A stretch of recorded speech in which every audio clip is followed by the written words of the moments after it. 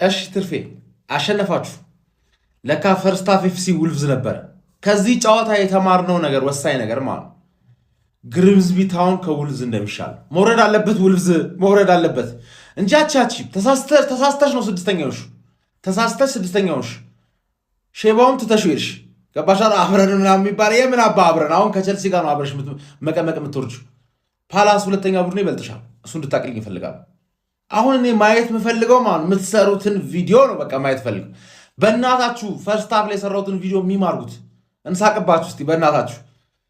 እንደዚህ ተብሎ ነበረ። ከዛ ላ ሰከንድ ሃፍ ላይ ውልቭዝና ለጥናት ምናምን ነገር በ3 ጎል ዲፍረንስ አሸነፍን ምናምን ብላችሁ በእናታችሁ ዱቄቶች። ውልቭዝ አይችልም ታምናላችሁ ብዬ ገምታለሁ። ውልቭዝ አይችልም። ዌስትሃም ነው የሚችል።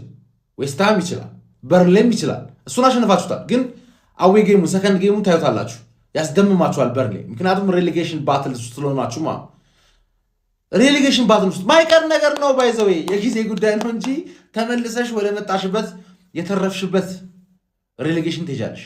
ምንም ማድረግ አይቻልም። ዛሬ ብዙ ጎል አግብተሽ አሸነፍሽ። ብዙ ጎል አግብተሽ ግን ውልቭዝ ላይ ነው።